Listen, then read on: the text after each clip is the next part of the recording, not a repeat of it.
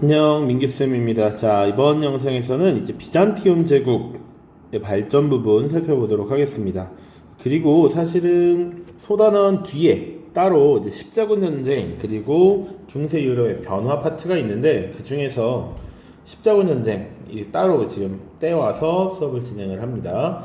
물론 영상으로는 잘라서 올라갈 수도 있습니다. 자, 비잔티움 제국과 관련해서 연표 쭉 살펴보면서 내용을 정리하도록 하겠습니다. 자, 비잔티움 제국의 시작이라고 하면 보통은 395년 동서로마가 분열된 것을 시작으로 볼 수 있습니다. 물론 이제 디오클레티아누스 황제 때 4분할 통치를 하면서 이때 이미 분리가 되었었고요. 그 이후에 다시 콘스탄티누스 대제 때 합쳤고요. 그 이후에 테오도시우스 대제 때 지금 동서로마가 분열이 되죠. 그래서 서로마 제국은 80여 년 뒤인 476년에 게르만족의 침입 그리고 용병대장 오도아케르에 의해서 멸망하게 되고요. 동로마라고 하는 제국은 약 1000여 년간 더 지속이 됩니다. 자, 그래서 쭉 1453년까지 비잔티움 제국의 역사가 전개되는데 이 1000년간 정말 많은 일이 있었겠죠. 그런데 우리가 디테일한 것들을 다루지는 않고요. 큰 줄거리, 큰 흐름, 맥락만 잡고 거의 넘어간다라고 보시면 되겠습니다. 자, 그래서 여기 색칠되어 있는 부분이 바로 6세기에 해당합니다. 우리 6세기면 501년부터 600년까지 시기라는 거 잘 알고 있죠. 이 6세기가 바로 비잔티움 제국이 가장 잘 나가던 시기였다 라는 것 기억을 해 주시면 좋고요. 이때 이 전성기를 구가했던 황제가 바로 유스티니아누스 황제입니다. 유스티니아누스 황제.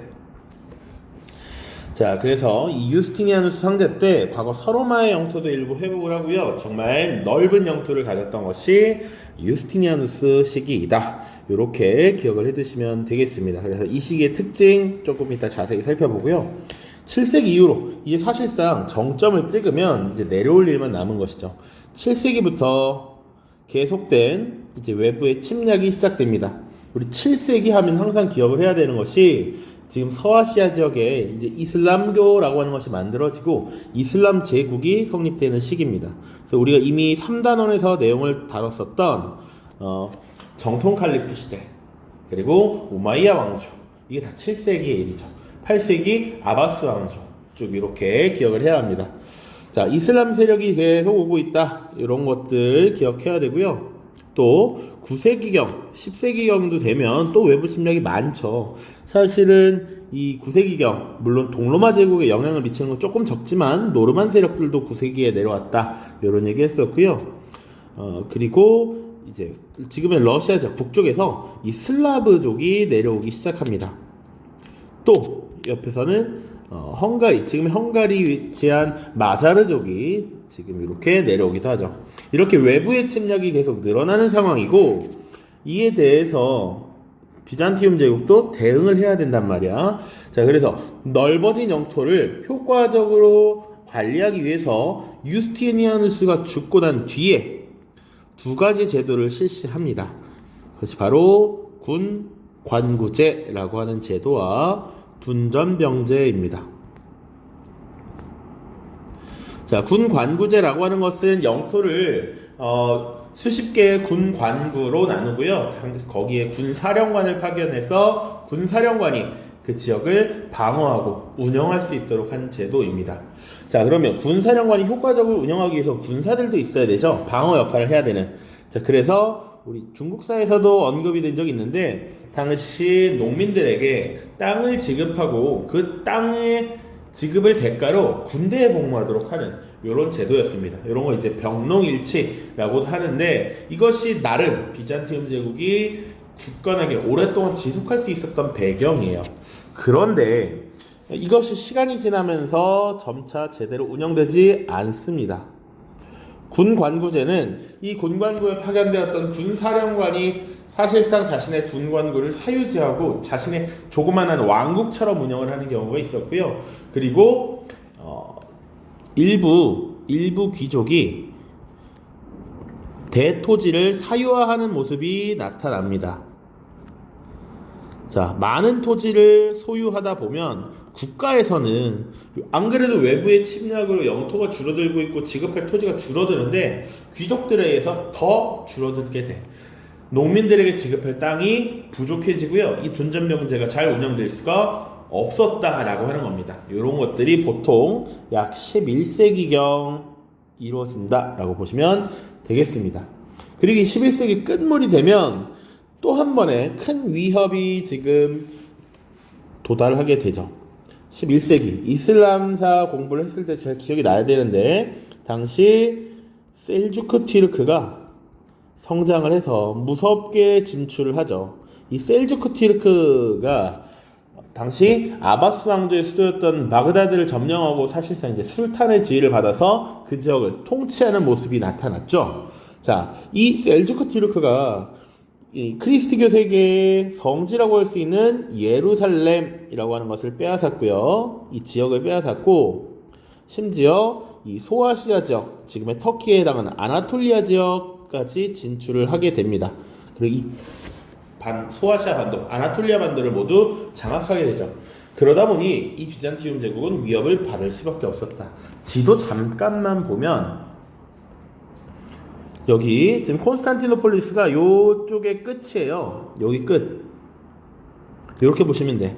그런데 지금 셀주크 튀르크가 여기 지금 아나톨리아 반도를 이렇게 장악하고 진출하는 겁니다. 코앞에까지 왔어. 그렇기 때문에 위기를 느꼈던 비잔티움 제국의 황제가 서유럽 세계의 도움을 요청하는 것이죠.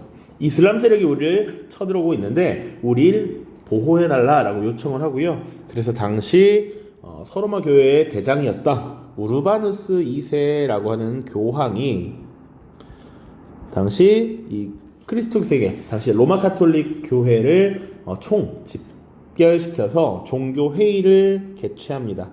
그 종교 회의가 클레르몬 공의회라고 하는 것이었고요. 이때 이제 이슬람 세력으로부터 성지를 지키자라고 하는 십자군을 제창하게 되고 십자군 전쟁이 결국 벌어지게 된다. 그 해가 1096년이 되겠습니다. 클레르몬 공의회 자체는 1095년이고요. 그 다음에 십자군이 출발하게 된다.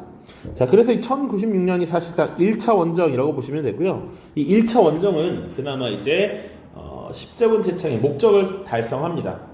성지였던 예루살렘 탈환하고요. 그 지역에 나라의 국가를 세우고요. 이슬람을 물리치는 성공해. 그러나 다시 예루살렘을 뺏깁니다. 이슬람 세력에. 그 이후에 2차, 3차, 4차, 5차, 6차, 7차, 8차 십자군까지 떠나게 돼요. 약 13세기 끝물까지 쭉쭉쭉 가게 된다. 우리가 그러면 8개를 다 외워야 되는 것은 아니고 이 4차 십자군 정도는 알고 있어야 한다. 자, 이 4차 십자군은요, 원래 성지였던 예루살렘 혹은 뭐 안티오키아나 뭐 이런 교회를 수복해야 했는데 이 당시 이탈리아 베네치아의 상인들이 개입을 함으로써 오히려 비잔티움 제국의 수도였던 콘스탄티노폴리스를 점령하는 이런 모습이 발생하죠. 그러니까 이 기본적인 전쟁의 취지가 종교적인 목적이었다면 그것이 변질돼서 지금 세속적 목적 달성을 위한 전쟁으로 변질되었다. 그러다 보니 이 십자군 전쟁은 결국 실패로 끝나게 됐고요. 이 결과로 사실상 교황의 권위도 추락했고요. 그리고 이 전쟁에 참여하면서 군사력을 소진한 제후들, 기사들의 세력도 약화됩니다. 그래서 이런 기회를 틈타 반면에 이제 왕권이 어느 정도 강화되는 모습이 나타나죠. 요게 중세 유럽의 변화와 관련된 특징 중에 하나고요. 자, 그 이후에는 사실 비잔티움 제국이 작은 국가로 위축된 이후에 겨우 존속하고 있다가 1453년 이제 결국 멸망하게 됩니다. 어떻게 멸망하느냐? 누구의 침입을 받아서? 바로 오스만 제국의 침입을 받았고요. 이 오스만 제국의 메메트 2세의 침입을 받아서 멸망했다까지 기억을 하시면 되겠습니다. 자, 지금 쭉 흐름 봤고요. 이제 비잔티움 제국의 역사 간단히 문화까지 보고 있습니다. 첫 첫 번째입니다. 첫 번째. 비잔티움 제국의 발전 역사 전개고요. 약 1000여년간의 역사를 쭉 보자 이겁니다.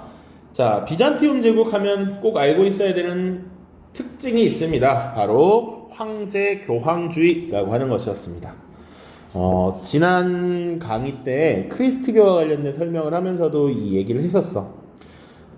특히 이 서로마 지역은 세속 권력과 영적 권력이 분리되어 있었지만 이 비잔티움 제국은 그것이 하나였다. 황제가 사실상 교회의 권한, 영적 권한도 다 갖고 있었다라는 것이죠. 강력한 황제권을 바탕으로 황제가 교회를 지배했다. 그래서 어떤 얘기가 나와요? 726년에 성상 파괴해라 라고 하는 성상 숭배 금지령 혹은 성상 파괴령 같은 걸 누가 반포합니까? 황제였던 레오 3세가 발표하죠. 교황 레오 3세와 구분을 하라고 했습니다. 자, 그리고 비잔티움 제국의 수도는 콘스탄티노폴리스였습니다. 콘스탄티노폴리스. 그래서 이 콘스탄티노폴리스의 위치 덕택에 이 곳은 동서 교통 무역의 중심지로 성장할 수 있었다. 자, 이 사이에 바다가 있는 겁니다. 자, 여기 중간에 보스퍼러스 다다닐스 해협이 있어요. 바다가 지나가고 있습니다.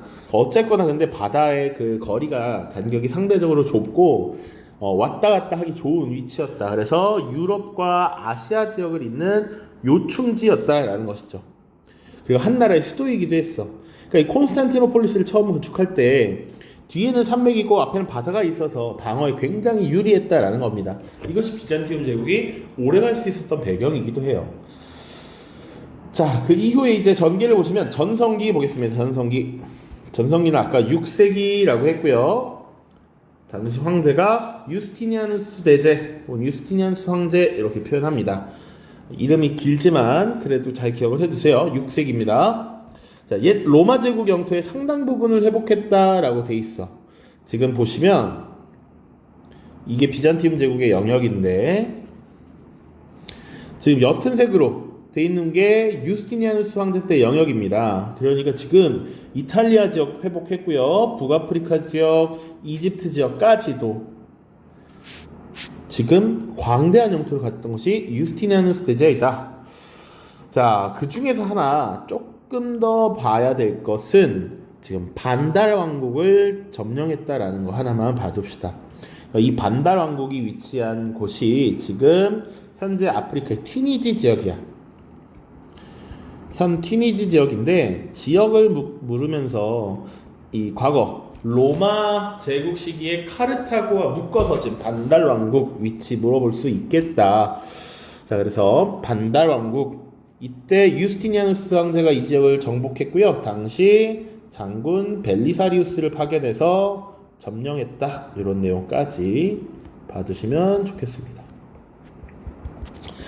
자, 그리고 당시에 로마의 굉장히 법이 잘 발달했다 이런 내용 로마의 문화 파트에서 다뤘는데 이 로마법이 한 단계 더 발전하는 모습이 이때입니다. 이때 보여져요. 유스티니아누스 법전입니다. 이 법전의 이름 자체가 중요한데 황제의 이름이기 때문에 특별히 글씨를 바꾸진 않았습니다만 꼭 체크를 해두십시오.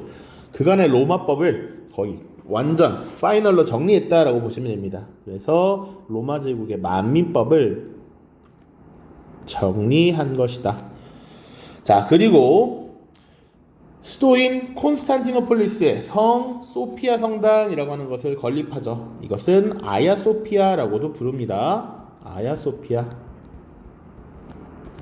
여기 지도 넣어놨습니다. 성 소피아 성당이고요. 사실 요만큼은 유스티니아누스 때 지은 것이고 이 1453년에 오스만 제국이 이 지역을 점령하고 이후에 수도로 삼으면서 이 성 소피아 성당을 모스크로 활용하기도 했죠. 오스만 제국 당시에 모스크로 사용하면서 주변에다 뭐를 지은 것이다. 첨탑인 미나렛을 올린 것이죠. 여기 이렇게 4개의 첨탑을 올렸습니다. 자, 그리고 이게 굉장히 아름답고 웅장한 건축물이었는데 오스만 제국에서는 이에 비견할 만한 또 다른 건축물을 건축하게 되죠. 바로 흔히 우리가 블루모스크라고 부르는 술탄 아흐메드 사원입니다. 흔히 블루모스크라고 부르죠. 다 콘스탄티노폴리스에 위치하고 있습니다. 자, 그러면 유스티니아누스 황제 때 정점을 찍은 비잔티움 제국은 어떻게 변화했느냐? 제도 보시면 사후에 외부의 침략이 증가했다라고 얘기했습니다. 아까 7세기부터 이슬람이 내려오기 시작했고요. 9세기 노르만, 슬라브족, 그리고 동쪽에서는 마자르족 등등등 쭉 왔습니다. 자, 이들의 침략이 증가했고요. 넓어진 영토를 효과적으로 통치하기 위해서 시행한 제도가 군관구제와 둔전병제였습니다. 전국을 31개의 군관구로 나누고 군사령관을 파견해서 지역을 맡긴 제도, 군관구제도였고요. 둔전병제도는 농민들에게 토지를 지급하고 그 대가로 군대에 복무하게 하는 그것이 둔전병제였습니다. 중국사에서도 등장을 합니다. 자, 이런 제도를 시행하면서 나름 국방력이 강화되었고 자영농을 육성하는 효과를 얻었죠. 그래서 보통은 비잔티움 제국과 관련된 자료를 주고 이 선지를 고르게 나옵니다. 군관구제와 둔전병제를 시행하였다, 이런 거 많이 나왔습니다. 물론 콘스탄티노폴리스 수도로 한 것, 유스티니아누스 황제도 많이 나옵니다. 근데 가장 많이 기출된 선지가 군관구제와 둔전병제를 시행하였다라는 것. 자, 이제 세태 과정 보시면 8세기 이후 외부의 침략을 받으면서 영토가 축소되었다라고 하는 것. 자, 그리고 영토 자체가 축소되었는데 이 작은 영토마저 지방 유력자들이 대토지를 겸병하면서 사유화하면서 둔전병제는 붕괴되고, 그러다 보니까 군사 보충이 잘 안 돼서 국력은 더욱 약화될 수밖에 없는 것이죠. 그리고 군사령관이 군관구에서 사실상 독자적 세력으로 떨어져 나가려는 모습이 나타나면서 황제권은 더욱 약해질 수밖에 없다. 그리고 결정적으로 비잔티움 제국을 약화시킨 것은 이 11세기 셀주크 티르크의 침입이었고요. 그래서 소아시아 지역 혹은 아나톨리아 지역을 이때 상실했다라는 표현. 그래서 서유럽 세계에 도움을 요청했고요. 그것이 십자군 전쟁으로 이어졌습니다. 자, 이 십자군 전쟁을 주창했던 교황이 우르바누스 2세였다.